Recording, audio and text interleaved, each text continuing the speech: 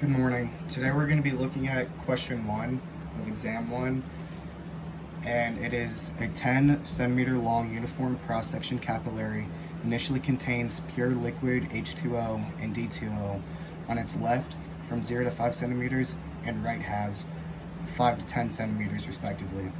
At time 0.1 seconds, the maximum molar diffusion flux was 2.78 moles per meter squared per second. The pure deuterated water, D2O, its molecular weight and density are 20 grams per mole and 1,110 kilograms per meters cubed, respectively. So for question 1, it's what is the overall mass flux and corresponding to the maximum molar diffusion flux? So to begin, we're going to think of it as H2O is going to be transitioning to the right, and D2O are going to be transitioning to the left. So this is important because as H2O goes to the right and D2O goes to the left, we're going to have the bulk diffusion flux, and that means that N, the overall mass flux, is going to be equal to 0 because they're going to cancel out. So to begin, we're going to be using equation 1-17, which is mass diffusion flux is equal to density times by molar velocity molar volume minus total volume. And then we're also going to be using 1-18, which is molar diffusion flux is equal to the concentration of A times by molar volume minus total volume. So to begin, we're going to be taking equation 1-17 and put it in terms of VA. So that is JA divided by density plus volume, total volume, is equal to molar volume. And we're going to substitute this into equation 1-18. So then molar diffusion flux is equal to the concentration times by mass diffusion flux divided by density plus volume minus total volume.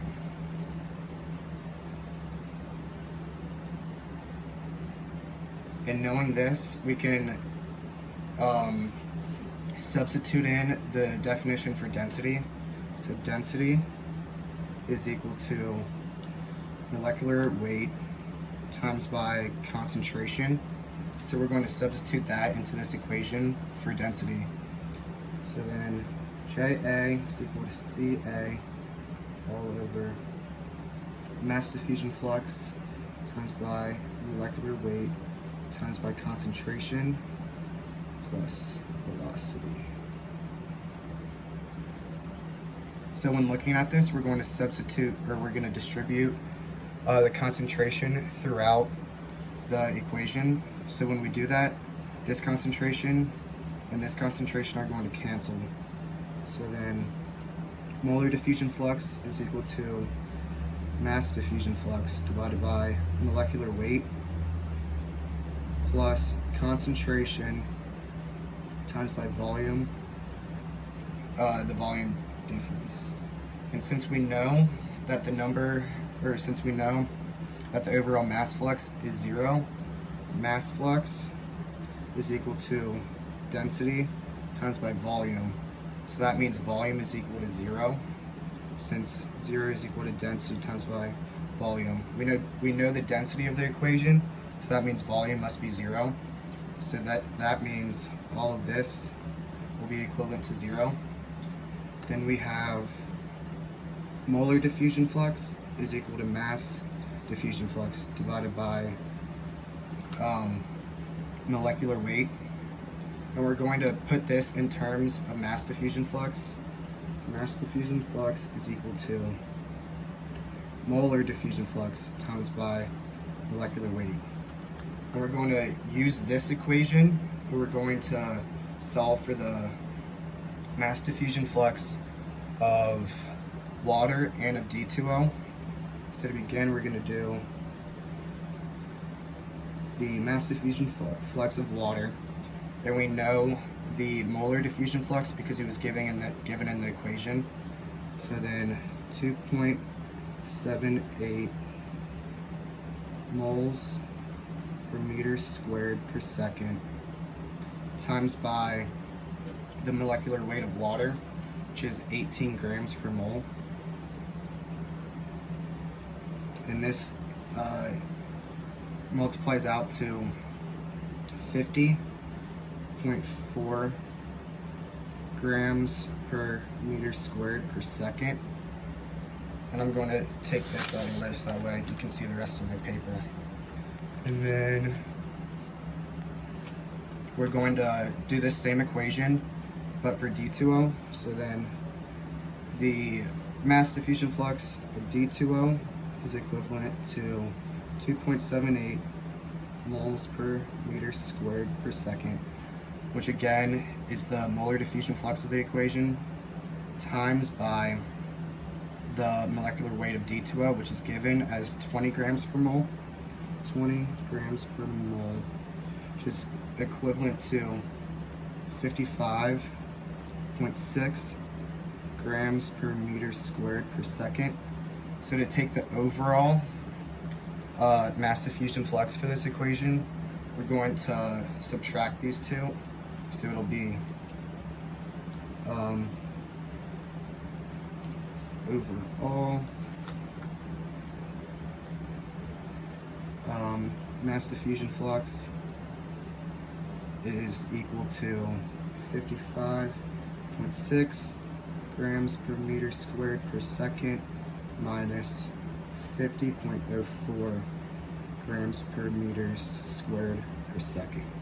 And this is equivalent to 5.56 grams per meter squared per second. And that is the overall mass flux for equation 1, or for question 1. Looking at question 2, which is make an order of magnitude estimate for the maximum driving force for diffusion at time t equals 0.1 seconds. To begin, we're going to be using equation 1-29, which is molar diffusion flux is equal to the negative of the concentration times by the dissivity coefficient for liquids times by the derivative with respect to position of the mole fraction. And to do this, we're going to be using water, and the mole fraction is equal to concentration of water all over total concentration. So we're going to plug that into equation 1-29. So then the molar diffusion flux of water is equal to the negative total concentration times by the dissivity coefficient times by the derivative with respect to position of the concentration of water all over total concentration. These two concentrations, the two total concentrations, are going to cancel out. So we're going to rewrite this as molar diffusion flux is equal to the negative divisivity coefficient times by the derivative with respect to position of concentration of water. So now we're going to find the concentration of water with respect to position. So we're going to do this by dividing the molar diffusion flux by the dissivity coefficient for liquids. So then the derivative with respect to position of the concentration of water is equal to the molar diffusion flux of water all over dissivity coefficient. And these two numbers we know the molar diffusion flux from the beginning of the equation. It was given to us. And then the dissivity coefficient for liquids is a constant number. So then derivative with respect to position of the concentration of water is equal to 2.78 moles per meters squared per second, all over 1 to the negative ninth meters squared per second. And this equates out to 2.78 to the ninth. And since it's in order of magnitude, we're gonna make it an absolute value. So it goes out to 2.78 to the ninth, which is positive, and it's moles per meters to the fourth. And that's a simplification of the units, and the moles per meters cubed is a concentration, and then the other 1 over the meter is for respect to distance. So the order of magnitude for question 2 is 10 to the ninth.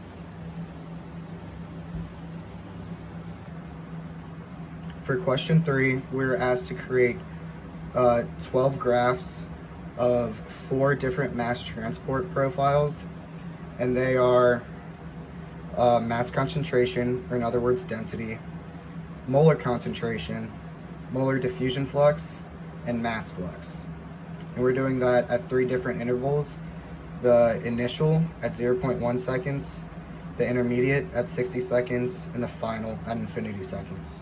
We are doing this for H2O, which is on the left side of the capillary tube, from 0 to 5 centimeters, and that is shown in red, and D2O, which is on the right side of the capillary tube, which is shown from 5 to 10 centimeters. For H2O, its density is 1,000 kilograms per meters cubed. So its density is shown on the right side of the capillary tube, and then it dips down to 0, or its density is shown on the left side of the capillary tube, and its density goes down to 0 for the right side after 5 centimeters. For D2O, its density is 1,110 kilograms per meters cubed, and that is shown on the right side of the capillary tube, and its density dips to 0 on the left side of the capillary tube. For the intermediate, as the 2 liquids begin to fuse and transport from one side to the other, the density of water is lower and is around 800 kilograms per meters cubed, and it slowly dips down and evens out to about 200. For D2O, it starts off around 800 also, and dips back down to around 400. For the final, the density of D2O is even across the entire capillary tube, which is shown at 550 kilograms per meters cubed. And for H2O, its density is also shown evenly across the capillary tube, just shown at about 500 kilograms per meters cubed. For the molar concentration can be calculated by taking concentration is equal to density divided by molecular weight. So the concentration of H2O is 1,000 kilograms per meters cubed, which is equivalent to 1,000 grams per liter, and you divide this by the molecular weight, which is 18 grams per mole, and that equals out to 55.56 moles per liter. For D2O, its density is 1,110 kilograms per meters cubed, which is equivalent to 1,110 grams per liter. This divided by the molecular weight, that is 20 grams per mole, is equivalent to 55.5 moles per liter. Knowing that, the molar concentration of H2O is at 55.56 and is shown on the left side of the capillary tube, and it dips down to 0 at the initial. And for D2O, its molar concentration is 55 0.5 moles per liter and is mostly on the right side of the capillary tube, and dips down to 0 for the left portion. As the two liquids begin to move across the median, it is shown that about 40% about 40 moles per liter is on the left side of the capillary tube for H2O, and evens out to about 10 on the right.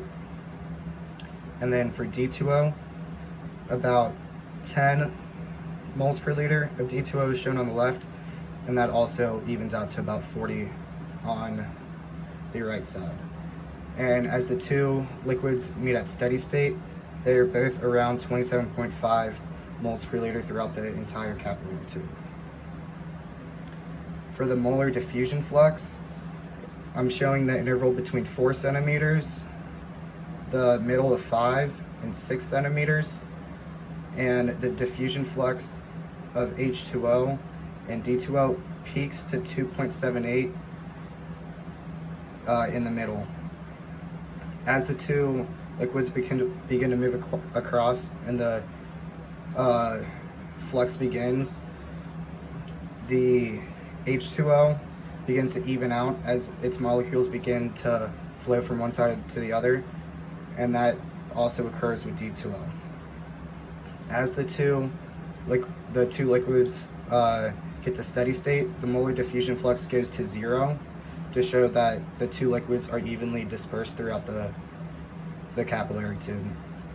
For the mass flux, we determined in question 1 that N is equal to 0, so the mass flux is 0 for all three graphs.